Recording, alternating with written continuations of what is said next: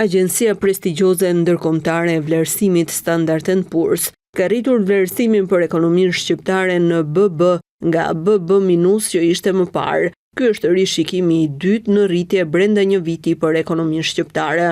Në raportin e fundit të publikuar, konfirmohet perspektive qëndrueshme si rrjedhoje performancës ekonomike dhe fiskale të Shqipërisë gjatë viteve të fundit. Ndikim në përmirësimin e vlerësimit kanë dhënë investimet e huaja direkte, remitancat dhe rritja e shpejtë e eksporteve të shërbimeve, nxitur nga sektori i turizmit. Shqipëria ka pasur një rritje të konsiderueshme të numrit të turistëve të huaj, të cilët vetëm gjatë vitit të kaluar sollën në ekonomi rreth 4.5 miliardë euro. Në raportin e Standard & Poor's, vlerësohet edhe ulja e borxhit, i cili ka pasur një trajektore të fortë të rënëse gjatë vitit 2024, duke prekur nivelin më të ulët në më shumë se një dekadë. Borxhi publik zbriti në 54.73% në fund të muajit dhjetor, nga 57.50% që ishte në fund të vitit 2023.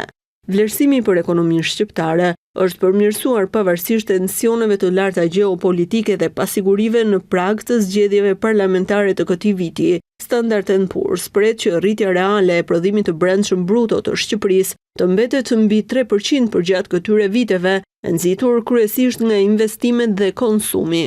Ky përmirësimi i vlerësimit nga Standard & Poor's është një tregues i rëndësishëm i progresit të Shqipërisë, si dhe një sinjal pozitiv për investitorët ndërkombëtar, duke reflektuar menaxhimin e mirë ekonomik dhe fiskal të vendit gjatë viteve të fundit.